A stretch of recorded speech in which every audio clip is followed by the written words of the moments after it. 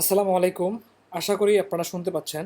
তো আজকের এই ভিডিওতে আমরা দেখব কিভাবে আপনি আপনার কর্মচারী এসআর, ডিএসআরদের নামে বাকির হিসাব রাখবেন। তো চলুন শুরু করা যাক। প্রথমেই আপনি আমাদের সফটওয়্যারের বকেয়া হিসাব এখানে ক্লিক করে এই পেজে চলে আসবেন। এই পেজে চলে আসার পরে বাম পাশে আপনি দেখতে পাবেন কর্মচারী সিলেক্ট করা আছে এবং এখানে আপনার সেলস কর্মী অর্থাৎ এসআর, ডেলিভারি কর্মী অর্থাৎ ডিএসআর এবং ব্যবসায়ী নিজে যদি আপনি আপনার নিজের নামটা অ্যাড করে থাকেন তা এখানে দেখাবে। এখন আমরা কিভাবে কর্মচারীদের নামে বাকি এন্ট্রি করব, এর জন্য আমরা প্রথমে ধরে নিলাম যে আমরা এই কর্মচারীর নামে বাকি এন্ট্রি করব। তাই আমরা এখানে ক্লিক করে দেখি যে এর বর্তমান কোনো ইতিমধ্যে বাকি এন্ট্রি করা আছে কিনা। মোট বকেয়া বর্তমানে তার নামে কোনো বাকি এন্ট্রি করা নাই। তো এখন আমি কি করব, নতুন লেনদেন যোগ এখানে ক্লিক করব। এখানে ক্লিক করার পর আমি নতুন এন্ট্রি এখানে ক্লিক করব। এখান থেকে আমরা দেখতে পাচ্ছি দুইটা অপশন, কর্মচারী ও কাস্টমার। যেহেতু আমরা এখন কর্মচারীর হিসাব দেখতেছি তাই আমরা কর্মচারী সিলেক্ট করব, যদিও এটা আপনার অটোমেটিকভাবে সিলেক্ট করাই থাকে। আচ্ছা, এখন আমরা তার কি এন্ট্রি করব, বাকি মানে বকেয়া। এই যে আমাদের নতুন বকেয়া, এখানে ক্লিক করলাম। এখন আমরা এখান থেকে কর্মচারী সিলেক্ট করব যে আমরা কার নামে বাকিটা এন্ট্রি করতে চাচ্ছি। আমরা চাচ্ছি শাহিনুরের, অর্থাৎ আমাদের যে সেলস কর্মী এসআর আছে তার নামে আমরা বাকি এন্ট্রি করব। তাই আমরা তার নামটা এখান থেকে ক্লিক করে সিলেক্ট করব এবং তার নামে আমরা কত টাকা বাকি এন্ট্রি করতে চাই তার পরিমাণটা এখানে আমরা দিয়ে দিব। দিয়ে দেওয়ার পর এখান থেকে আমরা পরবর্তীতে এখানে ক্লিক করব এবং তার নামে আমরা কয় তারিখে বাকিটা এন্ট্রি করতেছি তা এখান থেকে আমরা সিলেক্ট করতে পারবো, যদিও অটোমেটিকভাবে আপনি এটা সবসময় আজকের তারিখটা দেখায়। এখন আপনি পরবর্তী এখানে ক্লিক করবেন। যদি আপনি কোনো নোট লিখতে চান যে ধার বাবদ, অর্থাৎ এসআর আপনার কাছ থেকে 500 টাকা ধার নিয়েছে, তো সেক্ষেত্রে আপনি এখান থেকে ধার লিখতে পারেন, চাইলে অন্য কোনো নোটও লিখতে পারবেন। লেখার পরে আপনি পরবর্তীতে ক্লিক করবেন। ক্লিক করার পরে দেখতে পাচ্ছি আমরা এখানে নতুন বকেয়া 500 টাকা, নতুন বকেয়া ব্যালেন্স। ইতিমধ্যে তার কি কোনো বকেয়া আছে? নাই। তাহলে তার ইতিমধ্যে তার বকেয়া কত? 0 এবং নতুন বকেয়া 500। তার টোটাল, তার নামে টোটাল বকেয়া বা তার নামে টোটাল বাকি কত? 500 টাকা। আমরা এখন লেনদেন নিশ্চিত ক্লিক করব। যদি আপনি তাকে এটা এসএমএস আকারে পাঠাইতে চান, যে আমাদের শাহিনুর, তার এই নাম্বারে যদি আপনি তাকে এসএমএস আকারে পাঠাইতে চান তাহলে আপনি সরাসরি নিশ্চিত ও প্রেরণ করুন, এখানে ক্লিক করে ধরে রাখবেন।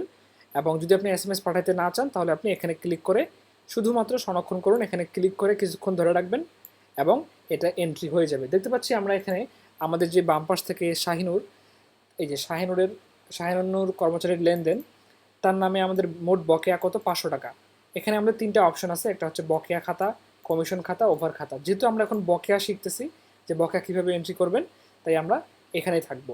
দেখতে পাচ্ছি তারিখ 15 তারিখে শনিবার শাহিনুরের নামে ধার বাবদ 500 টাকা বাকি এন্ট্রি করা হয়েছে। এখন এটা তো আপনি বাকি এন্ট্রি করা শিখলেন, অর্থাৎ আপনি এসআরকে টাকা ধার দিয়েছেন, তার নামে আপনি এটা এন্ট্রি করে রাখলেন। কিন্তু যখন এসআর আপনাকে টাকাটা পরিশোধ করবে, এসআর যখন আপনাকে, আপনি যে ধারটা দিয়েছিলেন তাকে, সেটা আপনাকে পরিশোধ করে ফেলবে, তখন আপনি কীভাবে এন্ট্রি করবেন? এর জন্য আপনি আবার নতুন লেনদেন যোগ এখানে ক্লিক করবেন। এখান থেকে এখন আপনি পরিশোধে ক্লিক করবেন, কারণ এসআর আপনাকে এখন পরিশোধ করতেছে আপনি যে টাকাটা তাকে ধার দিয়েছিলেন। এখন আপনি পরিশোধে ক্লিক করবেন। ক্লিক করার পর এখান থেকে আমরা কর্মচারী সিলেক্ট করা আছে, কর্মচারী সিলেক্ট করা থাক। আমরা কি পরিশোধ করব বা কি পরিশোধ এন্ট্রি করব? বকেয়া পরিশোধ। তাই আমরা বকেয়া পরিশোধে ক্লিক করব। কার নামে এন্ট্রি করব? শাহিনুর, আমাদের এসআর এর নামে এখানে ক্লিক করব। সে যদি আপনাকে 500 টাকা, আপনি তাকে ধার দিয়েছিলেন, সে যদি আপনাকে 500 টাকাই একবারেই পরিশোধ করে, তাহলে আপনি এখানে 500 টাকা লিখে দেবেন। তো আমি চাচ্ছি যে এইটা করতে, যে আমাদের এসআর ধরে নিলাম যে আমাদেরকে 200 টাকা পরিশোধ করলো এবং তার কাছে আমরা আরও 300 টাকা পাবো। তাই আমরা, যেহেতু সে আমাকে 200 টাকা পরিশোধ করছে, তাই আমি 200 লিখে দিলাম। লিখে দেওয়ার পর এখানে ক্লিক করব। কয় তারিখে সে আমাকে পরিশোধ করলো তার তারিখটা আমি এখান থেকে সিলেক্ট করব। সে আমাকে কি ক্যাশে দিল, বিকাশে দিল নাকি নগদে দিল, আপনাকে যেভাবে সে পরিশোধ করবে।